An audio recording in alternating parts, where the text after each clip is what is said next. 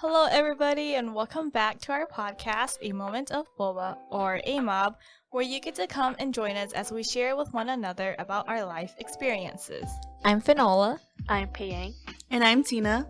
And I'm Kalina, the host for today's episode. So it is March now, and it is also National Women's History Month.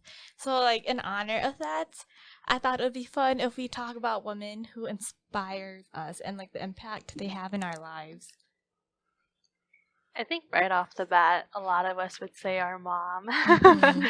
And for me, at least, I think my mom immigrated from Thailand when she was very young. I think she was still a teenager, and she was already pregnant with my eldest brother. And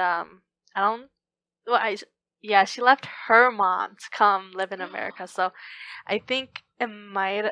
I know it was very tough for her to kind of leave everything, especially her mom. So just thinking about her doing that is very inspiring. And I know we butt heads, obviously, mom, daughter, all of us. But just think about that. I think it helps me, try to accomplish all the things that she wanted to accomplish. So things are tough, but I think she's seeing that.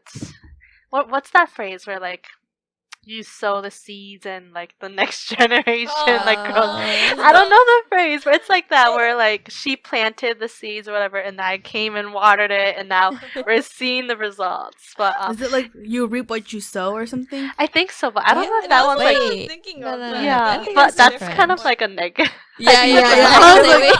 I just heard the word sow, and I was like, you reap what you sow.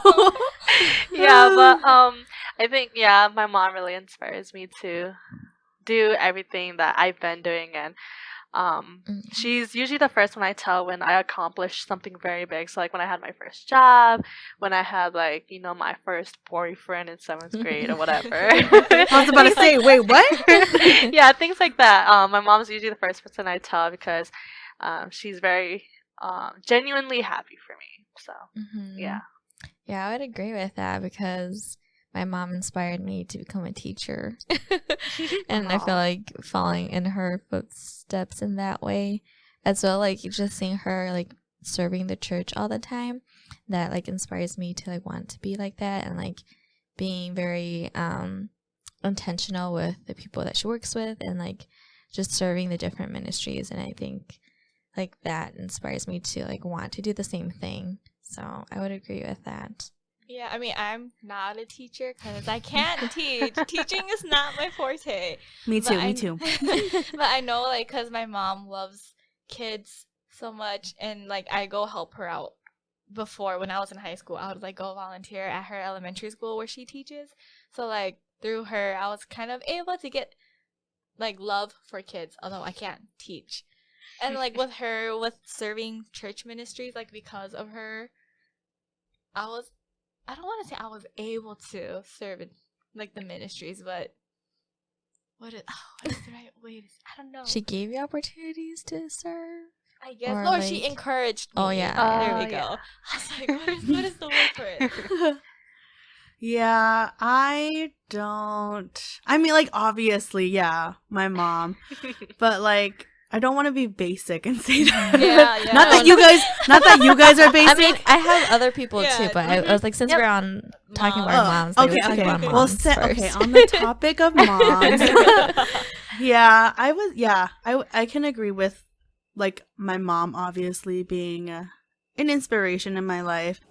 But yeah, my mom she's always patient with me, even when I yell at her. She's still patient and loving, and I hope one day I can have that much patience and that much kindness, because I am such a brat even today. But yeah.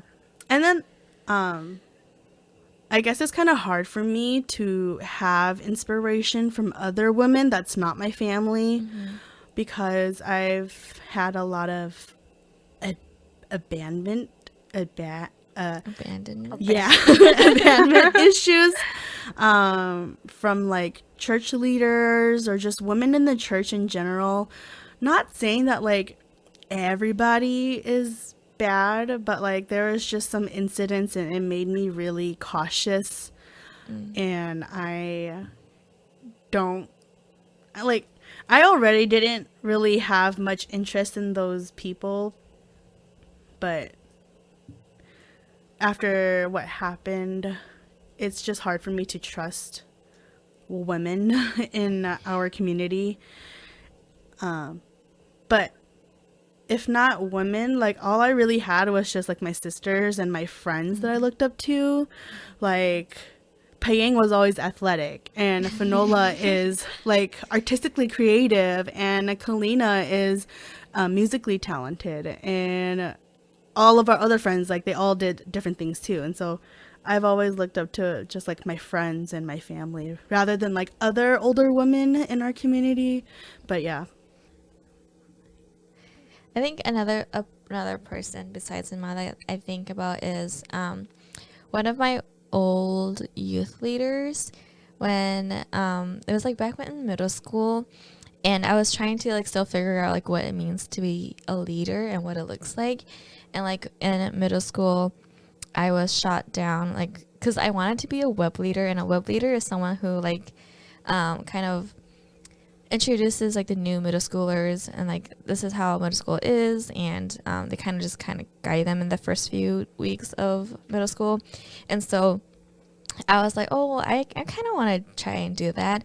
But then because I was a quiet student, that like a lot of the teachers are like, no, she's not a leader because she's too quiet. And so like I like really struggled with that in middle school, and it was like kind of felt bad for myself or like insecure because I'm like, wow, so like I have to be like loud and outgoing in order to be a leader.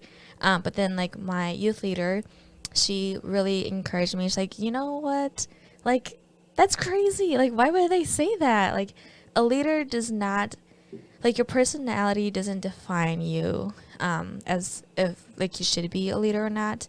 But like so like she like really just encouraged me and saying that like, you know, we need more leaders like you who's quiet, who can reach out to the quiet students, you know. And so like with that, she really just encouraged me to be out of my comfort zone and like being uncomfortable in every kind of situation so that like I can grow from it and like just learn from like my experiences. And so I think because of that situation and her encouragement to me and like always having her push me to go out of my comfort zone, like I think that has helped me into like high school and college to always like try something new, even if I don't want to do it. And I think that's some like her giving me that encouragement like has impacted my life and inspired me to like really want to be uncomfortable. But not like sometimes I'm like, I don't want to be too uncomfortable though, because that was just like uncomfortable enough for like, oh, I'm experiencing something new and like I'm learning from it. So Yeah, I kind of have something similar, not really, but yeah, I was part of a trio program called Upward Bound, and the director of my program, so I think they call it different programs based on the college that you attend. So the college that our program was set at, she was the director for that college, and she, you could say like she was like the mother figure for a lot of us, and so we even call her like mom sometimes. I don't know why, but like a lot of the students would call her mom because she kind of like lectures us like, have you been going to your class and stuff like that. And I think people like her who help those who don't have those advantages, like the people like low income students, or they come from families that can't really support them with college and how to even apply for college, look for colleges, go on college tours. I think the people that are able to take out time in their day and like energy to help students build up their life like that, I think is very, very inspirational. And I know that I wouldn't be where I am if she didn't give me like a chance. So like her and the other people in the program, like I was actually not accepted and I was, you could say, like third choice because someone else before me was asked to join. And when someone left, but they rejected, and so I got very lucky. And I think if I didn't have any of the leaders, mainly the director who was a woman, but all the other leaders that were involved, if I didn't have them, then I definitely would not be where I am. And I don't even know if I would have graduated from a 4-year college in time and stuff like that. So those who helped me during high school, all throughout college, oh my gosh, thank goodness for them. So nice. Yeah, for me, another person would be my aunt. And like, cause this aunt, she was the first, I think, yeah, like one of the first ones to kind of go study abroad. And that was like the first time I've ever heard, like through her is the first time of like going abroad. Like, yeah, when I was in 6th grade, I went to Thailand, but that was like with my parents. So like my aunt, when she went off on her own, and I was like, oh. Like, I didn't know that was, I mean, obviously it was possible, but as a young kid, it was just like, oh, like, I didn't know that I could do that. So, like, through her, she kind of, like, sparked my interest in going off and at least trying to be, I don't want to say independent, but, like, kind of just go off on my own. Because, like, even now, although I have already graduated and can't study abroad, she's always encouraging to be like, if you want to go abroad, like, just go. Like, don't be scared of your parents. Because if they do say something, then I'm the one who has your back. And I'm the one who, like, will support you in going. So, like, if you want to go, go. Oh, that's sweet. So, yeah, she inspires me because I was like, oh, like, that's nice. Because then knowing that somebody has my back, I know that I can have other people's back. Like my younger brother. Yes. No, because I was talking to him the other day, and he was telling me how he's very interested in, like, videography and wants to, like, do something with, like, cinematography. Oh. Yeah. So, and I've, like, I know from when talking to him, he was kind of scared of saying that to my parents because they're like, that's not, like, a normal job that people would ask for, you know? And I was like, just do it. We're gonna have to know. have him help with our YouTube channel. We can pay you 12 cents. Honestly, no, that's what I was telling him, I was like, you know, if you want, you can help us. He goes, I don't know. He's Like, so practice. shy. Use Don't his worry. skills. Yeah. TJ's here too. He's not going to be the only guy. Right. Yeah, so I was like, yeah, so with my aunt, like, knowing that she has my back, I know that if other people need help for support, I know I can do that too. I like that. Any like celebrities or like, I don't know, political women or I don't know, women who've done things in the world, I guess. Mm. No, not really. I just keep thinking of celebrities and I'm like, no. I know, it's like, I was like some names, and I'm like, I don't know. Or like about- authors or like speakers that, I don't know. That's kind of hard, isn't it? I mean, I I think- guess before we kind of go to in this playing, did you? Oh no, I you was go like, ahead. oh, because I was just kind of wanting to like also add into what Tina was saying, because like I in a way agree with her, at least from what she was saying before, of like how it's hard to find like people who aren't family that I thought or who I found to be inspirational, just because it was just hard for me to build relationships with those women anyways. So like when we were trying to who are like women who inspires us, I was kind of stumped for a bit. Yeah. I was like, not really anyone. Yeah, and then like I thought of all of my friends because honestly, I'm so inspired by how so much of our friends are just so outgoing and like so not cheerful, but you know, just like very outgoing, and like they kind of just do what they want. And I'm like, wow, I wish I can do that. But then I chicken out and I don't do it. Yeah, for me, like if we're talking about celebrities, a lot of celebrities these days, it's kind of hard because the ones that I have been hearing about are the only ones in my head, and they're not like all that. But like, It's okay. yeah. But like when I think about the people that I follow on Instagram, because I don't know about you guys, but every now and then I go through like a deletion of people that I follow, and I'm like, I don't know about that, and I just kind of like I start unfollowing some people that doesn't really sit right with me. But some that I always look at almost daily are, I realize I look at a lot of like people in the Bachelor Nation, like bachelorettes or like contestants who have been on the show. And Interesting. and one of them is Katie Moe, and she was on, I think, Colton's season. And the reason why I really liked her was because I mainly noticed her on Bachelor in Paradise, and I really like how she kind of talks about love. Like, it's okay to want love. Like, because a lot of people say, oh, don't wait around for it. Like, it'll come find you. But she kind of shows it from a very realistic view.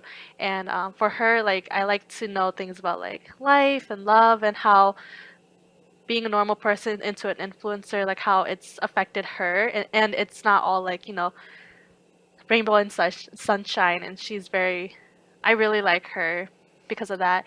And another person from the Bachelor Nation is Rachel Lindsay, and she has a podcast too, and sometimes I do listen to it. And she was I think the first Black Bachelorette, and I really like how she approaches a lot of the situations that revolve around the Bachelor history, and how she addresses kind of controversial topics, and how she respects everybody no matter if they're in the right or the wrong.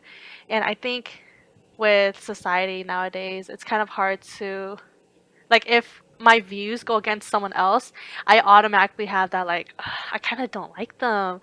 But then after seeing her interviews and how she interacts with people on her podcast and just like short YouTube clips, I I try to be more like her, where I want to be more open and more understanding of everybody and their views. So those two are celebrity wise that I kind of try and aspire to be more like.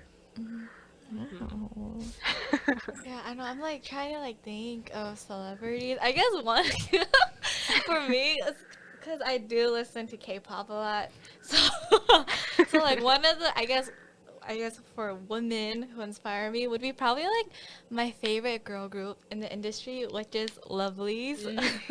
Yeah. Because I'm not gonna go too deep into it, but like when they debuted, they had like a member in there had this really, really big scandal, and it was like really bad that she wasn't able to debut with them as a group until later on, and she got put back into the group. And so like just seeing how they had such a huge hit at the start of their debut, and then kind of picked themselves up again to gain a really good reputation in the industry, it was like really inspirational, because it kind of just showed me like even though if you like fall down really hard, like you can still work your way back up. I feel like now that you mentioned K-pop, I was like, oh, I guess I do kind of like find inspiration from K-pop, which is weird because the K-pop industry is like very strict and harsh. But aside from that, I guess I really like Mamamoo, especially like the whole group overall is really great and they're very unapologetic. But one of the group members, she is like considered ugly in Korea because like she's curvier, she's darker, which she's not even that dark. But yeah, and she like wears, I guess, sexy or scandalous outfits. But yeah, but like she doesn't care. Like she's comfortable in her body and she's proud of what she has. But like I don't think she like really shows it off like how American celebrities do it. But yeah, I really like them. And I guess like kind of going into like unapologetic celebrities, I really like Rihanna Mm. and Adele and Lizzo, just because like they're so body positive, and a lot of people still struggle with that. Yeah. And I just love how they promote body positive. Like Rihanna has her Fenty line, and Lizzo, like I think she like called out people who called out her weight or something. I don't know. But yeah, they're just so unapologetic, and they're so comfortable in their skin, and I wish to be like that. Oh, nice. Yeah, I know another person who I thought of because I was kind of watching her videos earlier is Mia Maples. Yeah. Oh my She's gosh, like- I was Yeah, she's I love such a her. wholesome Yeah. person. Like I love watching her videos where she like does things and then she gifts it. Like her van one where she like I haven't turned seen that that yet. like I think it was like a van into like a a travel. sprinter. Yeah, there we go. And she gave it to her dad as a gift, and I was like, wow, like I want to be able to do that for my parents. Not like build a car or like build, I want to see you do I'm that. not good at stuff like that, but like, cause like it made me think like, what can I give my parents? And I know like one thing I want to try doing is to help my mom get back to school so she can get her doctors. But that's so expensive.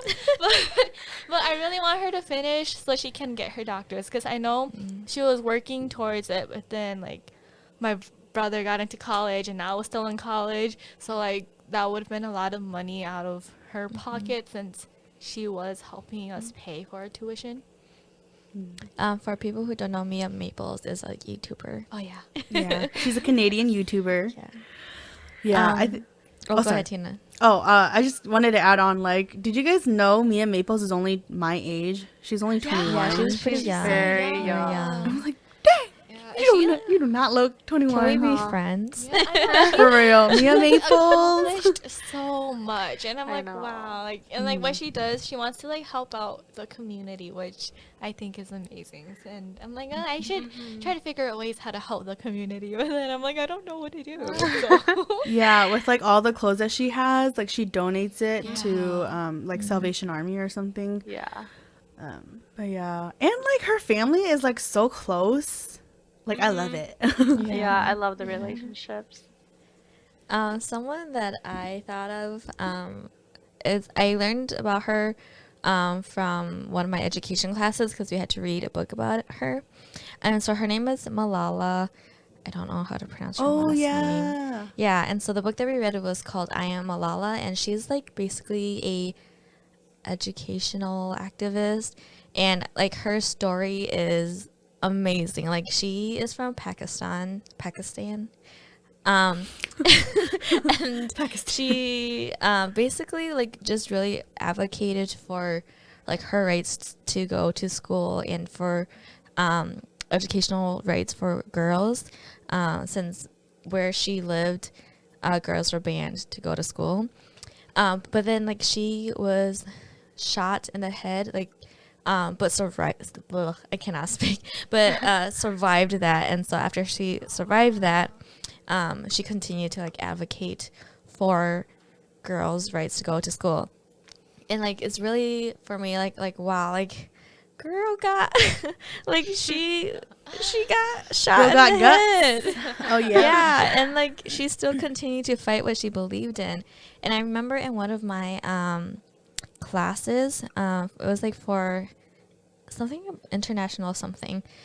And I remember like we were like doing a country study, and I was looking at like this other country that was around Pakistan, and like just seeing how much men it was more had that opportunity to be going to school versus women. And it was like there's only like 20% of women like who can read and write, and I'm like, that's so crazy. And like wow, like I just really want to be like her too, like to empower women to really go to school. And like I know from my experience in Thailand, a lot of girls, they are like when you ask them like, oh, what do you want to be when you grow up, a lot of them like don't really think about going to college. Like it's always like, oh, I'll probably like graduate high school and like get married and be a mom. And that's because like that's all that they know.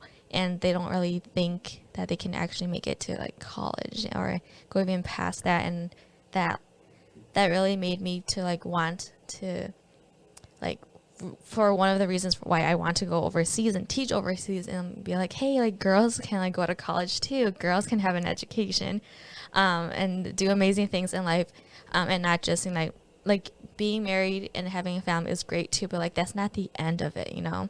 Because I feel like for a lot of them, it's just like, I'm just gonna go get married and have kids and that's it. Like they don't think that they have more to do. And so like that really just inspires me to like try to inspire other women and girls, to like just, you know, go for your, like reach out for your dreams. Like no matter how hard you might think it is or impossible it might be, like you never know if you don't try. And so I think that really inspires me to like show like the girls that I teach at my school, when they're like, oh, this is too hard, I can't do it. And like, so I want to like push them like, no, you can do this. You just got to try. We got to do this together. And so like having that mindset to help like other girls know that they can do things and reach their like goals. When you go overseas, you can tell them about Malala. Yes. Yeah. So if you guys like never heard of her, look her up, read her book. It's like an amazing story. When you were saying all that, you kind of reminded me of Erin Gruel from Freedom Writers. You guys know her? The teacher? Yeah, Finn, you give off like a very, like a vibe very similar to her just because you're so dedicated to your students. And like, I know sometimes you like kind of share your ups and downs with us about teaching in general, and just to see that like you still find things to enjoy, especially during virtual learning and all that.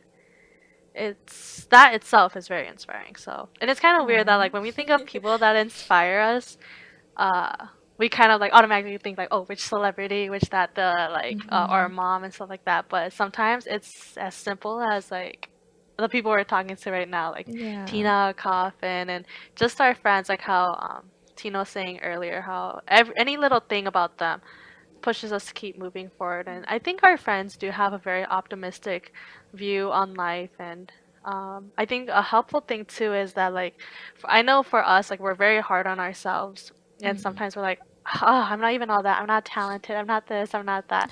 But our friends are able to kind of like, you know, push us to be more confident in ourselves. And that's something I'm very grateful for, having a lot of friends, mainly like women and stuff like that. And although these are more like acquaintances, I've been seeing a lot of small businesses pop up, and a lot of like Hmong women starting their like businesses. And it's like it's so awesome to see how creative people are that we never knew until we all got stuck in our homes. And one of them, there's two that I've been keeping my eye out on. Bloom in May. So there's this Hmong woman who makes flower arrangements, and it's just like very pretty, and it gives like a very refreshed feeling when everything's so kind of dark and gloomy in life. So I like seeing her flowers just because it makes me a little bit happier throughout the day. And there's Trin Collective. She donates a part of her profits to like charity, I think specifically for women. And I really think that's nice that even if you're not making that much money, you're still donating it to those who need it. And their messages behind their businesses I really like. So I've been following a lot of Hmong women small businesses, so it's very inspiring to see. I think it's really great though how like now, I guess more like Hmong people, we're learning how to appreciate and like love our culture more. Because I feel like when we were younger, we kind of didn't care much about it. But like now as we're getting older, we're like, oh, like I want to like grasp onto it and keep it. And I like absolutely love that because, you know, I think at one point it was kind of like scary to think about like, oh my gosh, like what if one day we just forget about it? But we don't want to forget about it. And I'm very grateful that we are taking initiative to keep our culture. Yeah, and like how how Kyle, you were saying that your younger brother wants to do like um, go into videography, and how he's kind of a little bit nervous to tell your parents about his career path. I think it's insane how like students in the Hmong community do choose a lot of different paths that aren't traditional. And like for example, Kachia Lee designs like the fashion designer. Like, oh my goodness, like she's still, I think she's pretty young still, and like for her to, because you don't hear a lot about people going to the fashion industry, and to see her creating, like keeping the culture alive through modern clothing designs, I think that's so awesome to see, because I know it's something that I probably would never be able to do. But because like, okay, maybe I can try flower arrangements. Okay, maybe I can, create stickers like that. But I know it'll be very tough to do fashion designing, and I think it's amazing that she's making a career out of that, and that her name is getting noticed. And same with a lot of Hmong models and Hmong photographers. Yeah, like how so many. Tom's, they have like the Hmong Oh, yeah. design. Oh yeah. Yeah, I was like, oh dang, I want one now. Actually But- bought one. You did? Yeah. Wow. So nice. Yeah, I was gonna just like giving, I think, like appreciation, because when Payne was talking about like among businesses, and Clena mentioned that like keeping tradition alive, I thought about my grandma, because she, for a long time, she like had hand sewn a lot of the Hmong clothes, and so now that she's getting older, she can't see as like good, and so she's not able to sew anymore, and like that kind of makes me sad. So like, oh wow, like I can't sew at all, and like my grandma has sewn a lot of our Hmong clothes, and it's just like a lot of appreciation to my grandma and a lot of other grandmas out there who had like kept that tradition of like knowing how to sew Hmong clothes, and to like the woman now who has decided to like make Hmong clothes more modernized. And like that's, I think it's just like just showing a lot of appreciation to all of our grandmas out there who've kept that kind of tradition. Definitely. Pause. Is it Leo? Oh. Sorry, someone knocked on the door and I got scared. Oh. I was like, oh. I can use his charger. Leo, you can come in. Oh, TJ's brother. Yeah. Aw. His hair grew so long. I know. You're so fast. I was He's in like, those- TJ, you that need to emo cut his stage. hair. That is true. He is middle school. He is a middle schooler. So. Mhm. Wow, so tiny. Alright, resuming in 3, 2, 1. I kind of lost track of where we're at. We were talking about like Hmong women like doing Yeah. their Oh, businesses. our grandmas. Yeah. Yes. Oh yeah, that grandma. too. Or you just Alright. wrap up. Yeah, I can just wrap up here. Why you just keep looking at me? Alright. Well, thank you everybody for listening in and taking time with us as we talked about the women who inspire us in our lives. Please tune in to our next episode when it's up, and remember to follow us on our social media platforms at A Moment of Boba for the latest on our lives. Until next time.